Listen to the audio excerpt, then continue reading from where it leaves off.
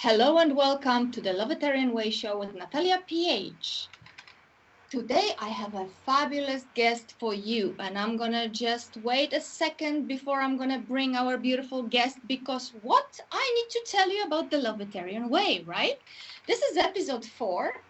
Some of you, I hope that I'm getting some regulars here. Some of you know exactly what the Lovetarian Way is, but for the newbies, let me tell you a little bit about it.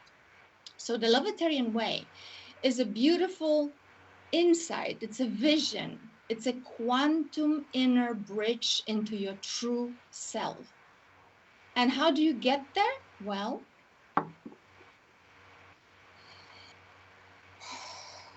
and you do it long enough, often enough, and you will get there. You will remember who you truly are.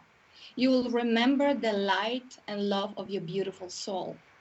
And once you do that consistently, once you repeat it over and over and over again, you will start hearing guidance from your own beautiful self, and you will start hearing magical and miraculous insights that will help you create and live your best life. That's what happened to me. I have been on this journey consciously more or less 13 years, since 2009. But when I turned 44 in 2020, I received the vision of the Lovetarian Way. And what followed was the guidance, which I called the 4 pillars of the Lovetarian Way. So let me remind you what they are. Pillar 1 is all about accepting 100% responsibility for our life. Energies we give out, energies we take in. And pillar number 2 is oneness. We are one. So embrace golden rule. It would make sense, since we are one. Do unto others as you want them doing to you. Treat others well, basically. Be a good person, because that is the way of your heart, if you let it. And then pillar 3 is all about living as though everything is a miracle and embracing gratitude. It's a beautiful way of living, inspired by Mr. Einstein, actually. If he said it, and he was, well, a scientist, quantum scientist, actually, later on, maybe there's something to it. This is the guidance I received from my higher self, from my soul, and I would really want to encourage you to tune into that. And in fact, if you would watch 3 previous episodes of the show, we spoke about each of those pillars with my guests before. And now it brings me to pillar 4, which is all about embracing the Lovetarian nourishment in your mind, body, and soul, because we are a multidimensional being, and all those beautiful parts of ourselves, they need to get nourished. And primary form of nourishment in this beautiful body temple is what? Breath. So now, as we shall take few deep breaths, I will bring my guest in, and we'll be very present to tune into the topic of today, which is all about forgiveness. Trials, tribulations, and bliss of forgiveness. So why don't we take a deep breath, get present here with me, and without further ado, I'm going to invite my beautiful guest, Claire Atyeo. Claire, welcome.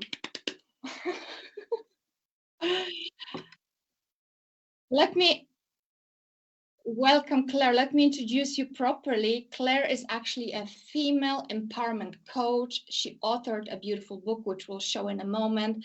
Claire is also a shamanic practitioner, and we met, well, a few weeks ago, or last week even, and we discussed the topic for today's chat, and it is all about forgiveness. Right, Claire? Absolutely, yes. It's one of the most profound spiritual practices once we're able to embrace it, and yet it's one of the most difficult ladders to climb, because there's so Claire, many different facets. Please let me interrupt you for a second, because we need to say hello to our audience. I see we have Terry. Okay, well, carry on, he says. But I see Terry saying hello, so I need to say hello. Yes, Claire, go on then. No, it's just the forgiveness is, everybody says, oh, I forgive you, but it's not just about the words. It's not just about the not thinking about a situation, not thinking about the pain that's been caused or the hurt that's been caused or the discord. It's about letting go of the energy. It's about actually releasing at a much deeper level, releasing that energy. Not because very often we can say, oh, yeah, I'll forgive you, that's fine. But we store it. And then when a similar situation occurs, the hairs on the back of our neck stand up because we're triggered, because that energy is already within us. We know that that particular phrase or that particular situation caused us pain, and so our bodies go, oh no, don't want to go there, painful. And this is the aspect. And then you get all the other aspects of some of the more trickier, darker energies of the planet, the 3D world. And you know, there isn't a guru on this planet that will say that they don't or haven't struggled with some aspect of forgiveness at some point. Absolutely. Hello, Julie. Thank you, Claire. So I suppose we'll be interacting while we're saying hello to our audience when Richard graces us Absolutely. with the view. Hi, Joanne. Hello. And guys, where are you from? Tell us where you're from. We would like to know. Caroline? Do I say it correctly? That's a new name. Caroline. Yes, Caroline. Okay. Great. Yes. So Claire, you have co-authored a beautiful book called Aligned Leaders, yes. Right? And in that book, do you also focus on forgiveness, or do you...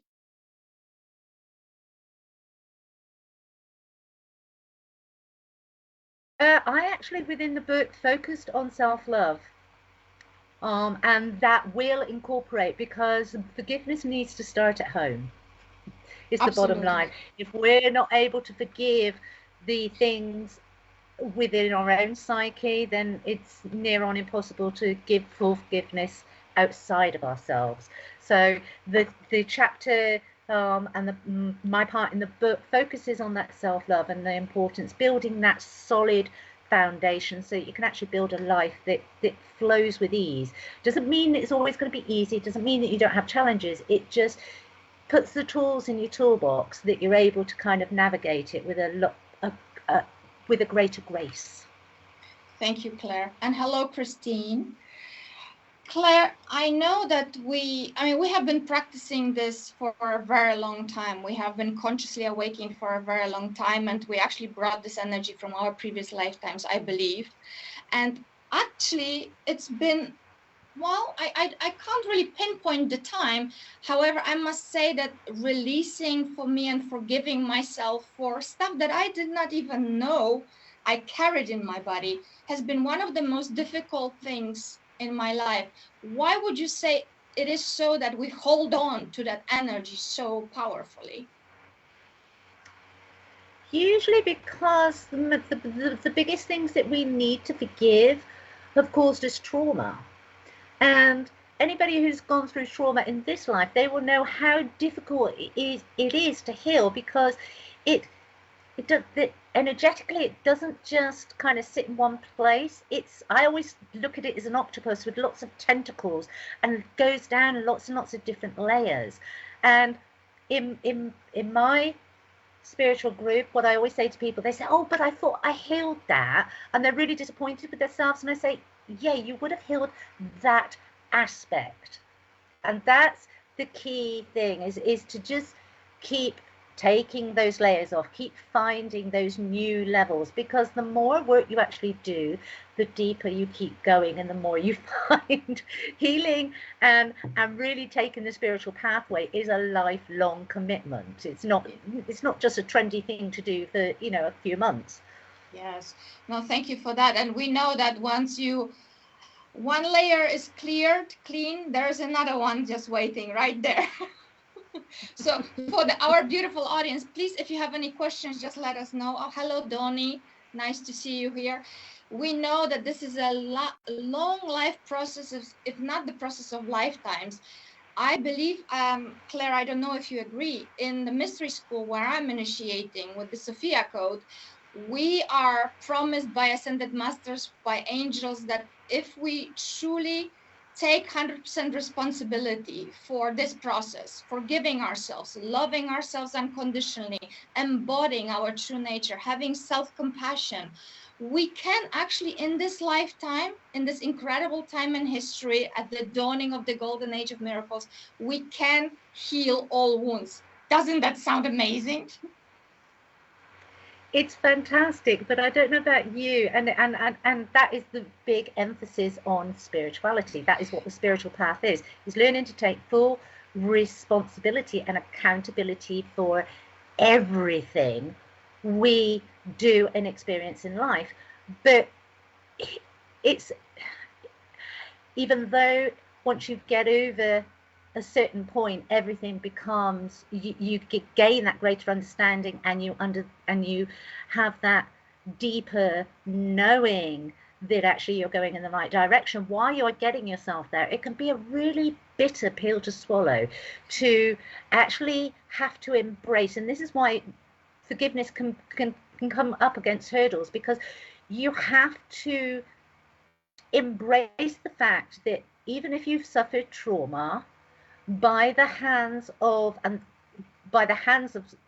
some unknown person, because they're in a very dark place, there will be an aspect, whether from this life or from previous lives, where you actually invited that into your life. And so there's a small part of you that needs to take responsibility for that. And that's where it comes unstuck, because imagine saying that to somebody who is in the depths of trauma, or having to embrace that ideology whilst they're in the depths of that pain. That's what's really difficult. Absolutely. I believe there was a hello from Josie for you, Claire, just a second ago. Oh, Joanne, yeah, probably somebody you know. Hello, Claire. Yeah, Josie. Joanne, we will address the questions very shortly. Thank you so much for that comment. Thank you. Please keep asking questions. Yeah, Claire, you are absolutely right. I don't know if you remember the quote. I don't know who said that. Was it Mark Twain? Something along the lines that forgiveness is a sand, beautiful sand that violet releases on a feet that crushed it. Isn't that poetically really saying how it actually is, how cleansing it is if you just let go and allow yourself to grace yourself with forgiveness? And then it's not about another person. Actually, really, it's not about another person that hurt you. You will liberate yourself by forgiving them, because we are one, all is one. And once you do it, you liberate a lot of yourself. Aren't you doing that? You are, yeah, but the reality of it is, and this is, and I think it's important to have this discussion, because it doesn't matter how spiritually based you are, the reality of it is, it's really difficult. Imagine being subjected to horrors and then saying, okay, I have to forgive. Or worse still, your child or a family member has been subjected to horrors. That's when the mama bear and the papa bear comes out. And that, when it's for ourselves, we can go, oh yes, we can get on that kind of pedestal and go, yes, I'm going to really work to forgive that. But when it's someone you love, that brings a whole nother spectrum into play. And this is where the difficulty is. And that's why I said the trials and tribulations, because it can be hard work, and it's part of our human conditioning and part of the heart expansion that we're here working for, to work through those difficulties and those challenges, because every time we get a win, we expand the heart, and that's the magic. That is the magic. Beautifully said. Actually, it brings me back to, I had a lot of stories. I have a lot of stories in my life where I struggled. I struggled with forgiving myself. I struggled with forgiveness towards others. But then, you know what? There's this question that I ask myself, and I would encourage anybody to ask that question when they have difficulty. How long do I want to suffer? How long do I want to suffer? Because I actually am hurting myself. Wouldn't you say? Yeah, absolutely. I can't remember, is it 7 seconds or 7 minutes? When somebody inflicts pain on us, I think it's seven seconds. The actual pain of infliction takes 7 seconds biologically. And then anything after that, we're recreating from our psyche. Yep. And this, when you can come at it from a scientific perspective, you can actually go, right, yeah, okay, out, that hurts. Okay, how long am I going to allow myself to hurt? And I do think we need to be careful here, because we do need to feel that pain sometimes. I'm not saying people, you know, yes, don't just brush through it. Yeah. Pain. Yeah. But you do need to sit with it. You do need to process it. You do need to experience it, and you do need to be able to examine it from 360 degrees and look at every aspect. Okay, why was that in my life? What am I actually learning? What did I gain? What could I have done better? Not to set yourself up as a failure, because it's not failure. And you know, all growth is not failure. Yes. But to be able to examine it, so not to rush through it, because what you often find, if you rush through it, you've not processed it, and then it will return. What normally happens, and this is where we create karmic cycles, which will be could be another program all on its own. Yeah. But this is how cycles are actually created, that unprocessed material, that unprocessed energy, those thoughts, perceptions that we actually put out there in the universe, because we haven't been able to accept a situation or release a situation or process a situation. Beautiful. Welcome, Kimberly. Hello, thank you for the hearts. Yes, absolutely, you are very, very right. The Lovetarian way is based on unconditional self-love and self-compassion. We need to take as much time as we need to take and go through whatever we need to go through, because if we're just going to brush through the surface, feelings buried alive, they don't die. We need to, what is that old saying, right? You need to feel to heal. Yeah. It's been my experience absolutely. that it is true. Yeah, it's the other phrase I like is visit, don't stay. And I really like that. You know, you visit, and it's the same with old healing, when you're working on childhood traumas, and they're all there because society is dysfunctional. Family what's the word I'm looking for? Family dynamics is dysfunctional. And so even if you come from the most loving of families, there will be dysfunctional programming within you, which is creating problems in your adult life. And so healing is needed. That's where I like to use the visit, don't stay. Go there, visit, remind yourself, have those memories, pull out what you need to pull out to be able to bring it into the now, to change the perspective and change that programming. Yeah, no, definitely. And hello to Tish. Hi. No, absolutely, 100%. I agree with you there. Do you find it helpful when something happens in life and there are those wounds that are generational, sometimes from other lifetimes through our lineages? I think, I mean, all of us here, we are very ready to do something about it, because otherwise we wouldn't be on this show, I believe. People came here knowing what the topic is, so there is an interest there. So I would encourage everybody to, if they are struggling to forgive yourself or others, why not just to ask how this is for you, and then go into deep meditation, breathe, and journal. I find journaling very, very empowering, because if you ask long enough, you're going to be present long enough, you will get your answers, and you will know how this was for you, and how courageous you are to have chosen to release this in this lifetime. Right, Claire? Yeah. And another, it is absolutely. But also honor what you're feeling. Just because we know forgiveness is the path that we want to take, if we're not ready to take ourselves on that particular issue, don't beat yourself up about it. Just sit with it. Just honor where you're at.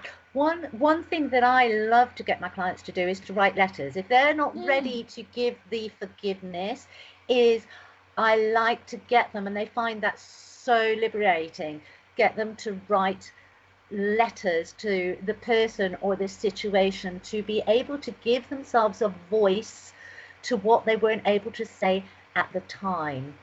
And then we do a whole ceremony of burning that, which is lovely, because it releases a lot of the energy. Doesn't mean that they can instantly forgive, but it releases a lot of the heavy energy that was blocking them from even considering forgiving. Yes. Oh yeah, that is fantastic. Is it one of your shamanic processes or rituals? We can do it as a shamanic ritual, yeah. I was doing it before I even kind of stepped into my shamanism. I was doing it before that. It was just a ritual that I personally found very, very helpful on my journey. And so when I was doing the retreats, and I was because we always attract where we're at. We're always attract who we can help the most, because they've gone through similar situations. That's just how it works. The universe sends those people to us. And so what I was finding is I was dealing with women that were in similar situations and struggling with the same issues. And so I was able to pull upon the fact, and I said, look, try this, see if it works for you as well. And it always did. It always did. And some of them were phenomenal results. But the key is to get rid of the heaviness and to honor where you're at, to be really honest about where you're at. And I think it's that self-honesty. I can't do that at the moment. Okay, you can't do that at the moment. Don't beat yourself up about it. You can't do it at the moment. You can come to it later. We've got our whole life to come to it. Or more life later on, because what we don't fix now will be fixed later. It's all, I believe it really very much depends on how motivated, if you will, your soul is, what you want to experience in this lifetime, because it's completely only up to you, isn't it? Yeah. Let's see what it's Joanne, up to you. Yeah. It's up to you. It's up to the circumstances you find yourself in at the moment. You know yourself, the things that you're able to do now, and where your thought processes are now, and what your thought processes were when you were in your 20s and in your 30s. There you go. Well, we are all on a journey, and this journey is of many, many, many, many steps, and depends on the stage of awareness we are currently at. We can look at those things completely differently. Joanne here has a nice insight. She says it's good to look at situations from different angles and look at what situations we are attracting and take responsibility for what we do. Yes. 100% responsibility. Ladies, both you, Claire, and Joanne, you both used the word attract. And Claire and I, we had those conversations before, so I'm going to go a little bit in a different direction, and bear with me here. I'm going to propose something. What if we don't attract anything? What if we are the source from which everything arises, and whatever happens in our life, it's just here for us to deal with? So it's like we have put it for ourselves before we came here, and if we have not healed yet, it will present itself to us. So yes, we can call it attraction, or we can just say we have done it for ourselves, right? So this is the experience we need to deal with right now to heal from. You know what I mean? I'm kind of playing here with words on purpose to kind of bring us back into more power, not just attraction, because for me, the whole law of attraction sometimes can freak people out, because they go like, oh my God, how did I attract this now? I've been thinking all those thoughts, negative thoughts, and, and they feel bad about it. But if we talk about being present, being really connected to your true self, you just have a journey on which you are having different, chapters of the journey, and there are experiences that you're going to have if you haven't healed everything. And there's one experience that will give you this opportunity. There's another one. You know what I mean? It's like just a journey, because attraction, it's like, oh, okay, I attract this, but what about that? You know what I mean? Claire, I'm playing here. Are you going to play with me? Yeah, I know what you're saying. But I'm gonna sit on the other side of the fence here and play devil's advocate Let's because play. you because you're attracted. For me, it's very important because, as you said, the law of attraction. A lot of people, I find it so misused. If we're Exactly. going to embrace the law of attraction, then we have to accept that we are creating. The Everything. attraction is because we created it, we put it out there, and then it's attracted back to us. Yeah. And that is the good and the bad. And we have to accept every aspect that we have created into our life. And as you said, some of it we've done in previous lifetimes. That's coming back round. That's those karmic cycles coming back round for that deeper learning, that deeper understanding. And that's a lot of what my life has been about this time around, which has been freaking difficult. I can't tell you how many times I've sat there and gone, why did I sign up for this? Well, you know, But that's yeah, the joy. That's the joy. And that's yeah, getting the perspective. Even though when you're in the depths of, or what feels like the depths of despair for those moments, you know it is just moments. You know it's just one aspect of everything else that's going on, and you can choose. And this comes back to that personal responsibility. You can choose to stay there in that sorrow, in those depths of despair, or you can choose to have your pity party, cry your tears, which is cleansing, so I never worry about that anyway. I always encourage people to cry, but then choose to lift your head and see the beauty around you. yeah. Oh, that's a very interesting point that you're bringing here, and it brings us back to pillar one of the Lovetarian way: accept 100% responsibility, not 99.900. So okay, for the purpose of labeling it in 3D, good or bad, well, actually, it is what it is, and you have created, as you said, Claire, co-created this beautiful experience for your growth, for your evolution, and having.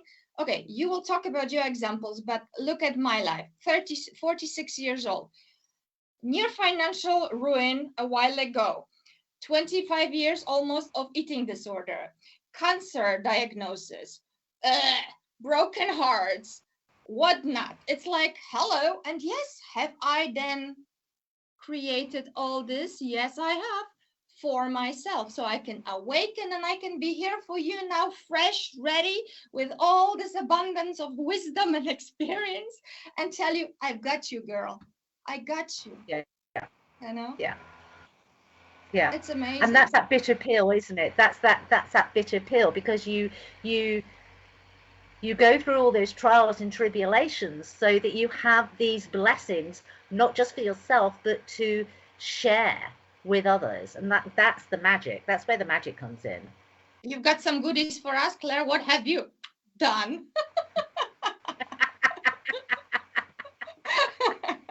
Audience, do you have Ooh, something big that you want to share with us? Do you have any questions? Just let us know. We'll play with you.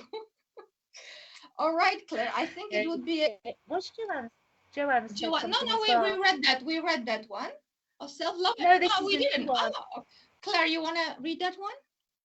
Yes, self-love encourages you to rid yourself of all negative elements and deal with the emotions. Take the lessons and rid yourself of the emotions. Yeah, I would. The only thing I would actually say is, don't rid yourself of the emotions. Obviously, limit the amount of negative emotions that you're allowing yourself to feel.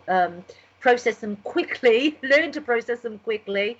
But we have, and we should feel the whole spectrum of emotions, because it's those polarities that allow us to enjoy. Really, it allows us to actually assess for ourselves what makes us feel heavy, what makes us feel good, what makes us feel sad, what makes us feel bliss. And one of the things that always comes up, which I always think is very, very sad, when I'm doing the retreats, is one of the questions I ask is what does ecstasy feel like. And I haven't yet had a single woman that has been able to answer that. I can answer. And yeah, because you're doing the work, because you're living that life, because Yes. you're on the awakening path. You're chosen to live a spiritual life. But I think that's a sad reality. And I think when those of us that are on the spiritual journey, we need to remember that a lot of the emotions people get to love, but a lot of people that aren't awake yet haven't reached past that. Yeah. And the You're right. perception of what love is still part of a program. And that allows me, when it loops right the way back to the forgiveness, remembering that's what allows me to exercise greater forgiveness with other people, because I'm able to go, they know no better. They've not experienced what I've been blessed to experience. Yes. Well, you know what Jesus said, apparently, forgive them, for they know not what they do. Yeah. And it's very true. It is, because we are all in this beautiful quantum soup. We are all traveling in different stages of awareness, and we, even us who have been doing it for quite some time, and we're fairly conscious, fairly aware, even having a long moments of oneness when there's no Claire, there is no Joanne. I'm just like, oh, one with everything, and I embody unconditional love, and wow. However, those are glimpses still. There are human moments as well where you forget, and then you bring yourself back to yourself. For me, what works is this, deep breathing, truly getting present, stopping. Actually, as my mentor says, before you do anything, before you say anything, before you act on anything, before any of this, nothing is more important than being present. Nothing is more important than being present. And how I achieve it is through deep breathing, just stopping and breathing. As I taught our audience many times already, in on 5 through the nose, out on 5 through the mouth. And honestly, just do 1 minute of breathing like that, center yourself, and everything will come out of your mouth differently than it would have otherwise.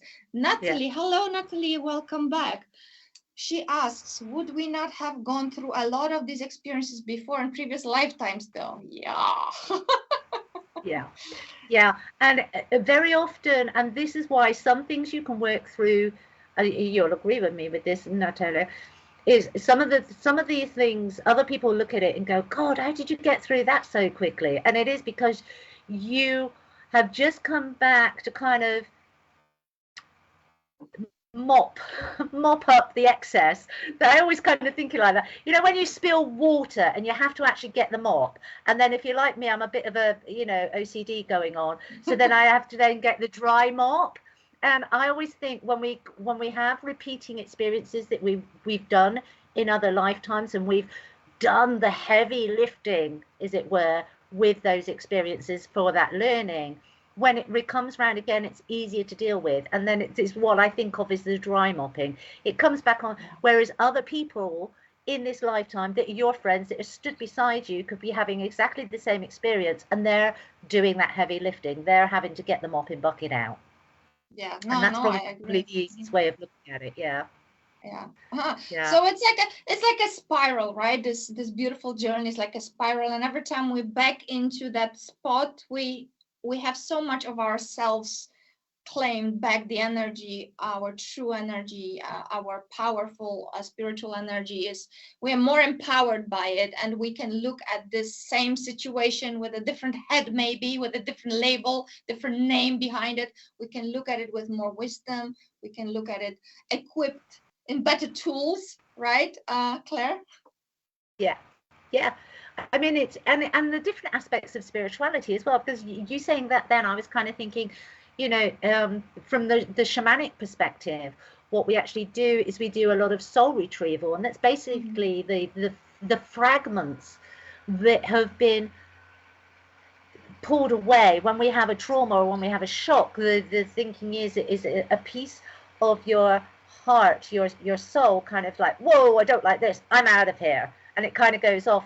And in old, in olden times, when you had the shamanic or the wise man or whatever, they would actually do the ceremony and invite that piece of the soul back in within 48 hours. But obviously we don't do that in modern day living, and we haven't done that for some centuries.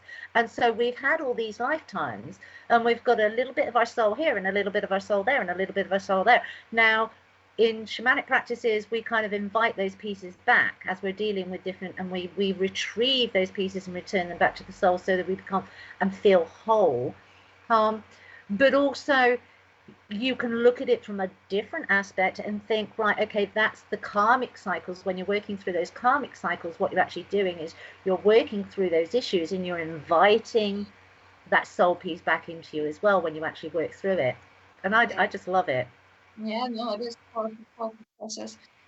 For some reason, the story came to my mind now. I believe it was Yogi Kala. He said it in one of his books. And he was talking about his friend, the musician, whose wife was raped and murdered. And the guy was really, the husband could not deal. He just wanted to obviously murdered whomever that has done it, right? And he was just about to go out, and he's just about to go and get his revenge for her. And what happens? The phone rings, and he picks it up, and he sees a picture of his dead wife. And then he just understood that she came to him in spirit saying to just leave it, it's all good. Like it was like a message from spirit to give him perspective, saying that we all are on our journey. Whatever's happened for her, she has co-created this experience in spirit. This was her lesson to go through, and he needs to go on with his life. He needs to forgive these people. That's how he later related the story, the picture of his dead wife, that actually the spirit must have called, because obviously she was on the other side. So this is so powerful for us to be able to understand, also to have that perspective that actually nothing is good and bad per se. We are creating all those experiencing for this growth and evolution, and it's up to us to choose how long we want to suffer and how long we want to torture ourselves. Wouldn't you say? Yeah. Claire? Yeah, absolutely agree. And I love stories like that because they are very, very powerful for getting people to understand. I mean, there's so many people. There's an American girl, I forget her name, and she was actually kidnapped as a child. Hello, Sharon. And she was used for trafficking, and she managed to escape in her late teens, and she does inspirational talks now, and she harbors no ill will against her captives. And it's just, when you hear these stories, it's very difficult, even though I live in this spiritual bubble, as it were, and I practice forgiveness. Sometimes I find it really difficult to go, how did you get yourself there? How did you get yourself into that space? Because it's not just about the forgiveness, it's about removing the judgment. To be able to get to the forgiveness, you've got to remove the judgment, and that can be really difficult at times. What? I didn't get that.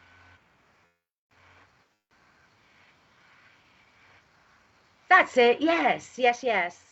Can you repeat that for the audience? Who was it?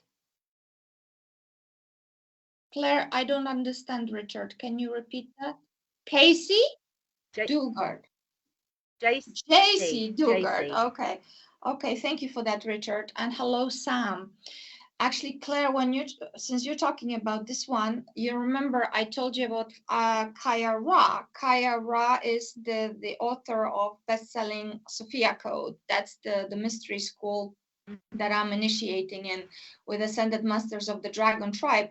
She is the one who was born into the ring of rapists, people who are trafficking children, and she had experienced 13 near deaths. She actually died. She went da da da, and she came back, right? So she had those 13 experiences up until the age of 18, and then she escaped, and she healed thanks to this beautiful nature of our souls through angelic help, through ascended masters who helped her, divine feminine ascended masters who healed her heart. It took her years.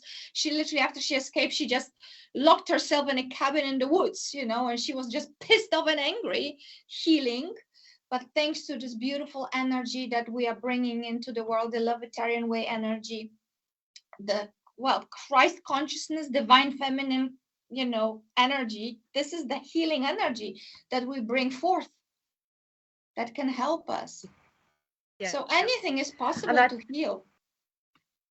That's a really good point that you brought up with, you know, talking then, because that reminded me, you know, don't be afraid to ask for help. Don't be afraid to pray or to do a ceremony. Whatever your beliefs are, and whoever you believe into, then just don't be afraid to ask, because that energy, I always think of it as energies, although I do work, you know, with ascended masters and guardian angels and blah blah blah blah blah, but I always, even then, I look at it as energy. That energy is accessible to anybody. It doesn't matter what you call it, it doesn't matter what you believe, it doesn't matter whether you're Buddhist or whether you're Christian or whether you're atheist. That energy is accessible to you. So just ask for what you need, but ask with clarity.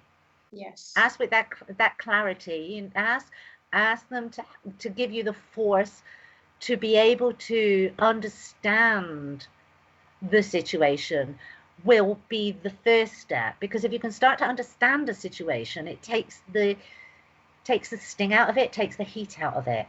Yes, no, absolutely. And actually, when I had my, you know, when I went through those deep trances, meditative trances, when I received the Lovetarian Way, I was actually floating in the field of this quantum soup that is unconditionally loving. I just felt this ecstasy and bliss, electrostatic bliss. And I knew I'm one with everything. So it doesn't matter if you're going to call it, you know, Ascended Master Jesus or Mother Mary or whatever, Archangel Michael, or you just say, shower me with infinite love. I need your compassion. I need your love. And remember that you are one with that love. That is your true nature. It is you. It is you. And you can embody that vibration. You can source infinitely from that source. Yeah. Jessica. Yeah. Thank you for this question, or is it a comment? Childhood trauma is deeply buried in my heart. I have tried to work on it, but I'm scared to bring out how ugly it was. Thank you for sharing with us. Claire? Jessica, whilst the fear's there, don't go there alone.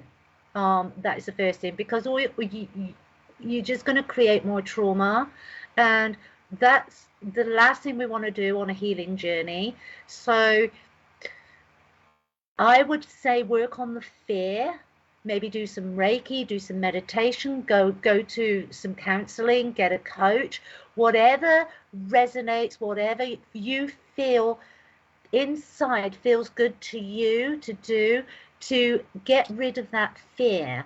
There are lots and lots of modalities now that work with energy where you don't have to revisit those traumas in a way like we used to with, I mean, I'm an EFT. Yeah, I was just about to talk about it.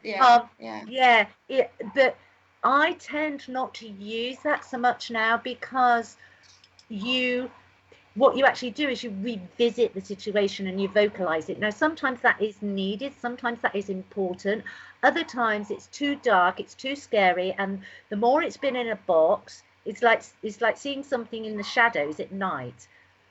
The more you're looking at it, the scarier it gets. And that's what happens with childhood traumas. You put it in a box, you put it away, and it just gets bigger and bigger and bigger. And that fear, it's that fear. So what you need to do is get rid of the fear, because you get rid of the fear, and then actually dealing with the trauma itself will not be so heart-wrenching for you. And it's certainly, it will be quite quick as well. You'll be able to remove it. If you can remove the fears around it first, that would be the way to go, in my opinion. Get rid of that fear before you try and even tackle. So meditation, Ho'oponopono is a really good one. Ho'oponopono, exactly. I was just about to say that. Yes. You can transmute the fear with that. And I'm sure these guys will give you the links to. There's loads and loads of videos and things on YouTube. Or you can actually work with a practitioner. I do that as well. But it's so simple. You basically focus on the fear. So you say, I want to get rid of the fear. Help me get rid of the fear. And then it's, I love you. Please forgive me. Thank you. I'm sorry. Okay. Right. Okay. Thank you. Thank you very much. Thank you. Yeah, this was very beautiful, Claire. And yeah, I can't stress enough the power of Ho'oponopono. And I would like to encourage you to go back to episode 1, where I talked extensively about it with Marilyn Pickstone, a doctor in metaphysics as well. Yes, and actually, that makes me think about this beautiful story of Dr. Len with Ho'oponopono, when he truly chose to use this ancient Hawaiian practice. He was able to just utilize this mantra, just speak the mantra, feel it in the heart, and the mantra is, please forgive me, I'm sorry, thank you, and I love you. And he was just looking through the files of those mentally insane criminals that he was in charge of as a director of this hospital, the mentally insane criminal ward, right, in Hawaii. And he was doing mantra, he was doing it on file of each patient without seeing the patient, but he took 100% responsibility, and he was repeating the mantra, feeling it in his heart, taking 100% responsibility. And every next patient healed. It took a few years, and all of them were healed. So what I'm saying here, that Jessica and all the ladies that have issues here with trauma, you don't actually need to go to that feeling. All you need to do is trust, have faith, really feel it in your heart, and repeat that beautiful mantra, and trust that the source, God, love, whatever, universe, whatever you want to call it, will have your back. Because in essence, that's what Ho'oponopono is all about, that you actually speaking this mantra to your beautiful inner child, and then the inner child innocence takes it into the hands of the divine for transmutation. And if you practice long enough, often enough, in presence, really relaxed breathing, without feeling anything negative. If you don't want to, just feel love for yourself, give yourself a hug and say thank you to my little one. Thank you. I promise you that there will be a shift, because I have used it so many times on million situations, and there always have been a shift. Miracles 11 years of practicing Ho'oponopono, so there have been many miracles. What about you, Claire? Yeah, absolutely. I mean, it is a beautiful one where you don't have to visit. There are going to be situations where people are having anxiety attacks and panic attacks, and the one thing that I would actually recommend from EFT here is the gamut 9. Okay. And you do the eyes to the left, eyes to the right, up, down. There is an actual and then you hum happy birthday really, really fast, and then you count backwards really, really fast, whilst tapping in between. You see the little soft in between the joints? Yes. And you can rub in there. And what that actually does is that instantly, doing that little formula, the gamut 9, I can actually give you that. That's not a problem. And you can post that on here. It just brings everything down. It calms everything down. And they actually teach you, anybody kind of in England, you see Prince Charles ever doing a speech, you will often see him rubbing in between there, and that's exactly what he's doing, because it's public speaking. He's rubbing in there, and it just calms all the energies down. It just slows the heart rate down, so that you can actually get control of your body, because there's nothing worse than having an anxiety attack and a panic attack and feeling completely out of control. It's a horrible feeling. The other one with worries, if these images, if images and worries and concerns actually pop into your head, which I'm sure there's some, you know, they often do, is what I like to do tonglen, and it's where you put your feet flat on the floor, you just get yourself in a nice relaxed state, breathing, just focusing on the breath, focusing going in through your nose, down through your mouth, into your belly.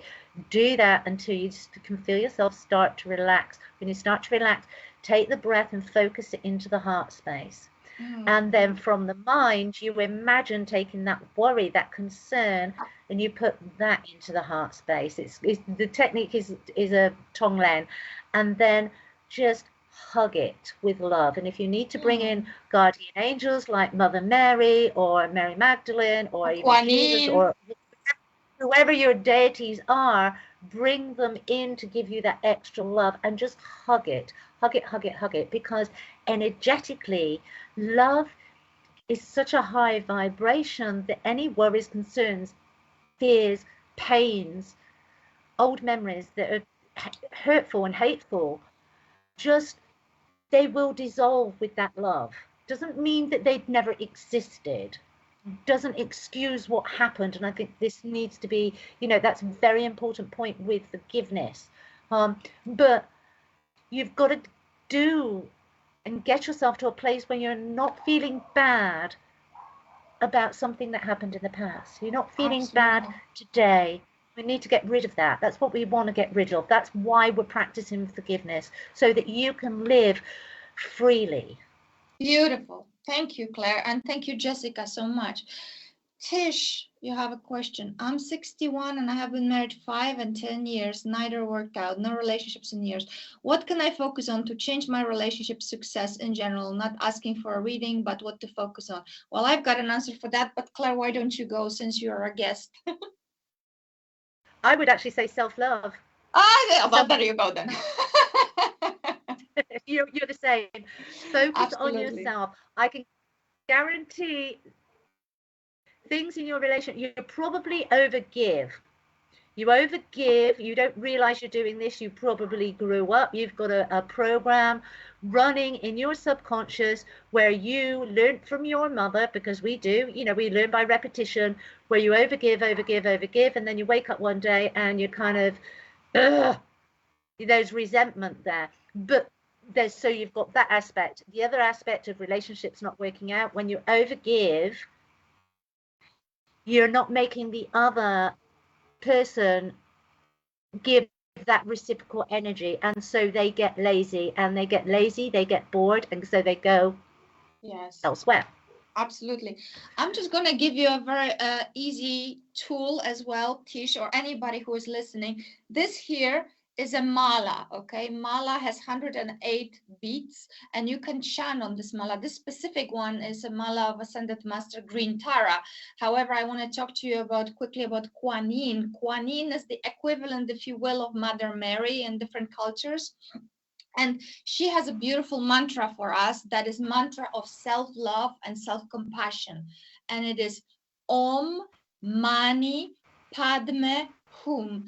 And if you repeat this mantra 108 times every day for as many days as you want until you feel relief, you will bring this beautiful energy of Kuan Yin, love and compassion. You will literally feel like you're in a cloud of love, and you will be helped along the way on your healing journey. So it's Om Mani Padme Hum, when you honor the innocence within you and you bring that beautiful energy that have never been hurt, never had to forgive, nothing. It's just pure and it's wonderful. So Kuan Yin will help you. She is known for being of 1,000 waters.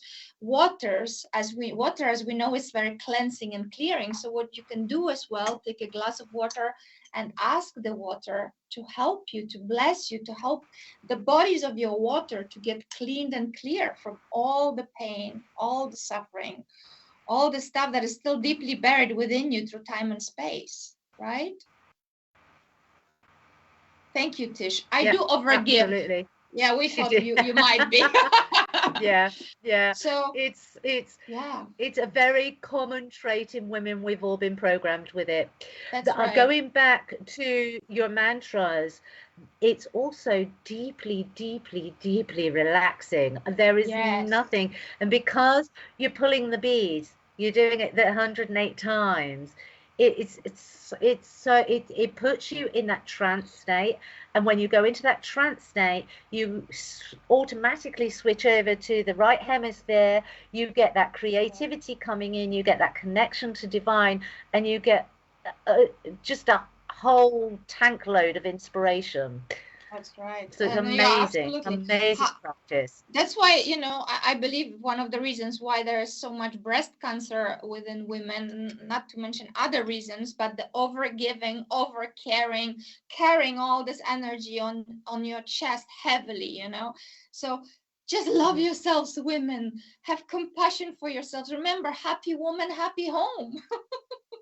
Take care of yourselves.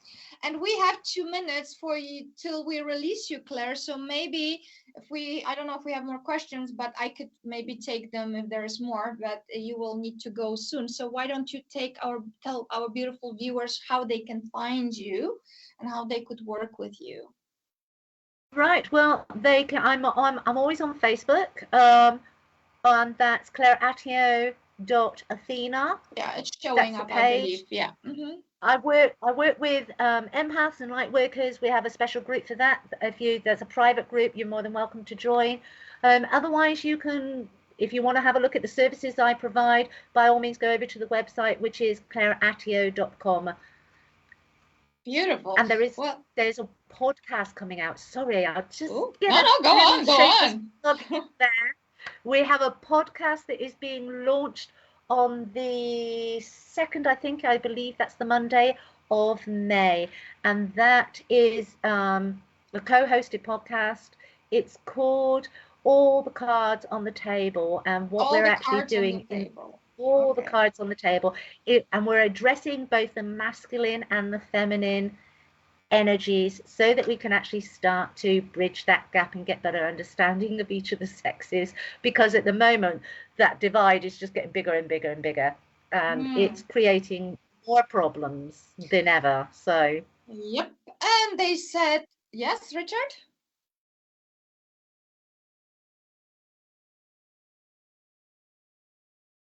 Right. Okay.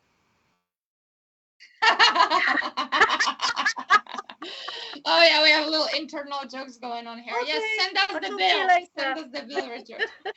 Well, thank you all very much, Richard. Are there more questions? If there are, then they have to wait for the next episode.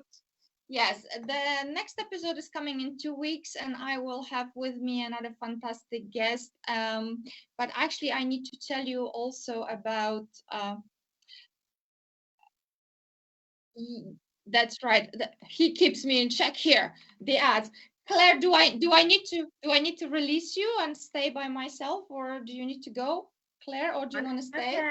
Yeah, you're good. Good. I know I'm good for the moment. Perfect. Okay. So let's do the ads now. Actually say. Hold on. Let's do the ads. Richard.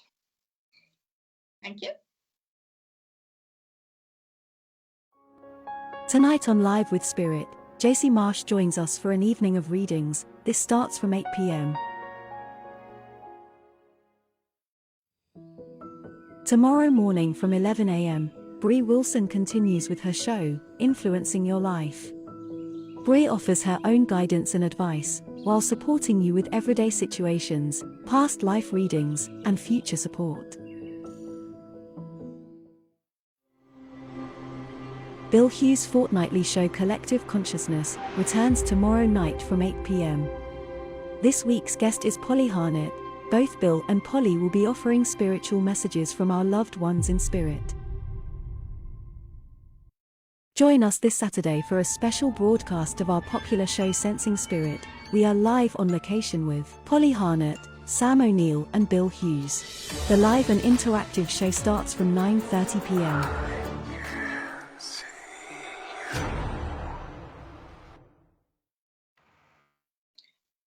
Yes, thank you very much. We are back here, and I wanted to say that the next episode is going to be in 2 weeks, and we'll have Taryn van der Mere, who is from South Africa, and she's going to take a deep dive with me and you guys and girls into Akashic Records. So that's what we're going to be talking about. Claire, you wanted to say something?